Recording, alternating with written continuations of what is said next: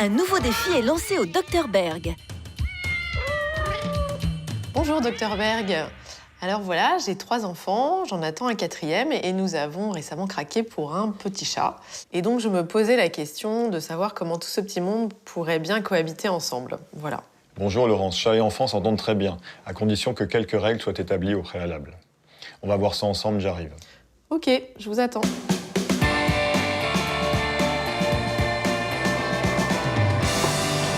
Bonjour Dr Berg, vous allez bien? Oui, très bien, merci. Allez, on y va. Bonjour les enfants. Je vous présente Jules, Eugénie, Sidonie et Corsica. Eh bien, ça vous fait une belle famille. Oui. Alors, quelques rappels avec votre chat, quelques règles à établir. Je le répète souvent, mais le chat n'est pas un animal social, c'est un animal territorial. Ça veut dire qu'il ne faut pas forcer les contacts. Vous venez d'avoir ce chat, donc vous avez envie de le caresser, de le tenir, de le garder avec vous dans vos bras. Ce qui est très important, c'est qu'il faut savoir qu'il y a certaines zones qu'il faut éviter de toucher. Le chat est un contacteur court, mais c'est surtout quand on lui demande, en fait. Si tu la caresses, par exemple, là, tu peux la caresser au niveau des joues, au niveau du cou, ou au niveau de la tête. Je te laisse faire. Voilà. Quand tu la caresses ici, sur la tête, sur les joues, ou sur le cou, ça, c'est quelque chose qu'elle peut apprécier. En revanche, ce qu'elle aimera moins, c'est qu'on la caresse dans le bas du dos, ici. Ou alors, qu'on lui tire la queue, ou qu'on lui touche les pattes. Ça, ce sont des zones que le chat ne tolère pas trop. Et voilà, on voit qu'elle n'a pas du tout envie. D'une manière générale, les chats, quand ils ont envie de partir, on va les laisser partir. On ne force pas le contact. Alors, vous voyez, Laurent, ce qui est important, c'est d'associer des expériences positives lorsque le chat est en présence des enfants. Alors, par exemple, Jules, je te donne une friandise que tu vas pouvoir donner au chat. Comme ça, le chat se souviendra que c'était sympa d'être dans les bras de l'enfant. Et en particulier lorsqu'on se retrouve avec des enfants en bas âge. Là, c'est vous qui allez lui donner la friandise. Surtout, ce qui est très important, c'est de ne pas courir derrière le chat, mais de le laisser venir. Là aussi, on va utiliser les friandises. Donc, Eugénie. Et puis, on va se mettre accroupi pour la faire venir. Et on peut lui mettre sous le nez. Et on va rapprocher de plus en plus les friandises à côté de nous. Et lorsqu'elle est très proche, on peut commencer à la caresser un petit peu sans insister. Juste un petit peu au niveau de la tête. Surtout ne pas la forcer. Alors on voit qu'elle s'habitue à votre contact. Elle va avoir de moins en moins peur et elle se souviendra de ses expériences positives avec vous. Et donc, par exemple, si le chat se comporte d'une mauvaise manière, est-ce qu'on peut le punir? Alors surtout pas, on ne punit jamais un chat. Parce qu'on va créer l'inverse de ce qu'on veut. Ça crée du stress. Il n'y a pas de dominance chez le chat. Il n'y a pas de hiérarchie. Donc plus on s'impose, moins on a ce qu'on veut.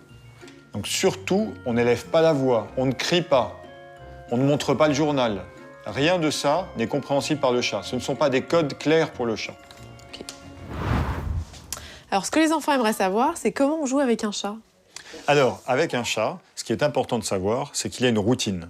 Déjà, on va instaurer des plages de jeu tous les jours et on va l'expliquer aux enfants. C'est eux qui vont en être responsables, par exemple. Enfin, vous avez un animal qui est un prédateur, donc qui a besoin d'accéder à des proies. Les proies, ça va être les jeux. Et ce qu'il faut, c'est surtout éviter de jouer avec les mains. Donc les jeux, ça va être des jeux qu'on va utiliser à distance de la main. Par exemple, cette canne à pêche, là, on va faire bouger devant le chat. Et on va expliquer aux enfants comment jouer pour éviter qu'ils se fassent mordre. Vous avez compris, les enfants? Oui. Super.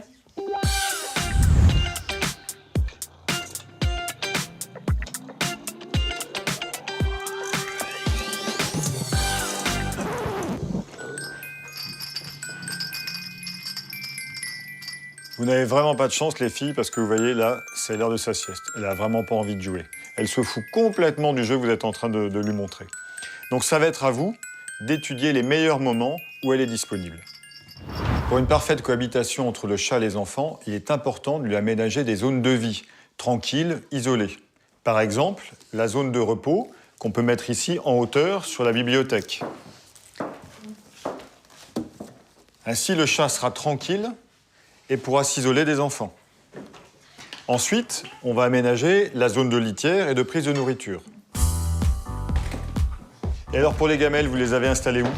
Juste ici. Ah oui, effectivement. Alors là, c'est vraiment dans une zone de passage et les enfants vont tout le temps passer par ici D'accord. pour aller à la poubelle, par exemple. L'idéal, ce serait de mettre en hauteur, dans un endroit tranquille. Moi, je vous propose, par exemple, ici, sur cette zone, dans la cuisine.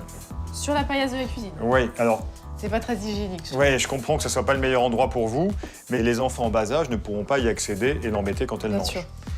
Et pour la litière? On l'a mise ici, juste sur la terrasse, parce qu'en ce moment il fait beau, donc on laisse la vitre ouverte et c'est D'accord. facile, quoi. Bon, c'est parfait parce que là, c'est un endroit tranquille, entre deux pots de fleurs. Les enfants vont pas passer tout le temps, donc la minette pourra être isolée des enfants. En revanche, lorsque la fenêtre sera fermée, il faudra trouver un autre coin tranquille à l'intérieur de la maison. Ok. Allez. Bon, parfait. Et je vois, Laurence, que vous avez installé une barrière pour les enfants également. Eh oui, on l'a jamais enlevé. Ça va nous servir. Eh bien, c'est très bien parce que ça va vous permettre de créer une zone refuge à l'étage pour le chat, inaccessible pour les enfants en bas âge. Donc on lui installera une litière, une gamelle et de quoi se coucher.